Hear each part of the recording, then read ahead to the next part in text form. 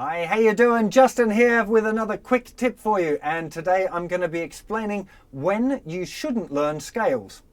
Now, of course, I think scales are a really important thing. There's loads of them on my website and I've got lessons and stuff on them, so obviously it's important, but there are times when you shouldn't learn them. And that's what I want to go through with you today. So the first reason that you shouldn't learn a scale is when you don't know what you're learning it for. Right? A lot of people learn scales and they don't know why they're learning scales. They're learning scales because they heard that scales are good to learn, or something really, uncompelling like that. It's just doesn't make sense. Don't learn something because you think or you heard somebody said it was important once, right? You got to figure out why it is that you should learn it. There is absolutely no point in learning the super Locrian mode if you don't know what it's for, because it's for a very specific purpose that you learn those type of scales. So for many of you, the first scale that you'll learn will be either the A minor pentatonic or the major scale. So with the minor pentatonic, for example, you've learnt your scale and you can play it up and down. Great. That's not using it.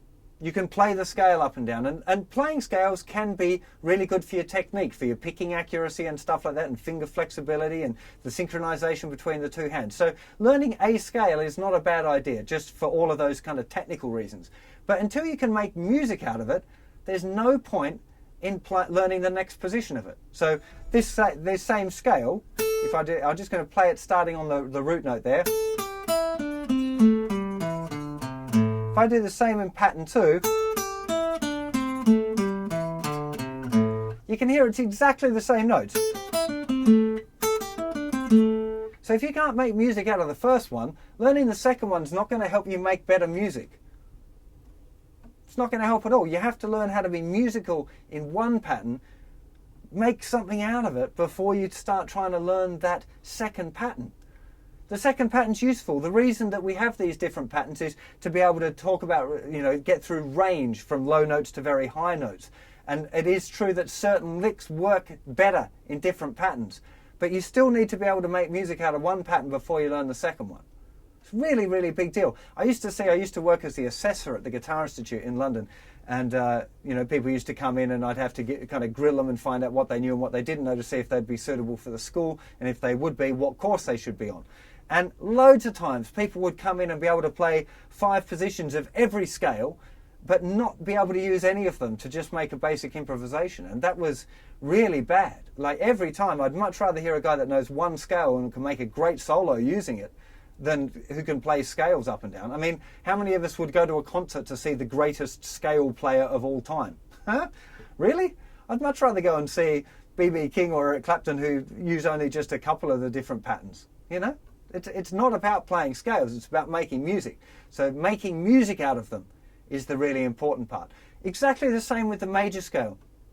A lot of guys spend too much time learning all 5 positions of the major scale before they're making music out of it. But it's the same thing. If we do G major scale, starting on the note G, pattern 2, pattern 3, pattern 4, pattern 5. It's the same notes all the way through. So if you can't make music out of that first one, learning the second one's not going to do you any good at all. Okay? Really big deal. So make sure that you get into making music out of your scales before you learn more patterns of the same scale, and make sure you know why you are learning your scale. So when you're learning the minor pentatonic, you might be doing it for technique, you might be doing it for learning your blues. When you get into doing the major scale, you're probably doing it for playing over major scale chord sequence, diatonic chord sequences like, I don't know, Wish You Were Here or Wonderful Tonight or whatever, those kind of tunes. When it comes to the harmonic minor scale, a lot of guys learn that and they got no idea what it's for.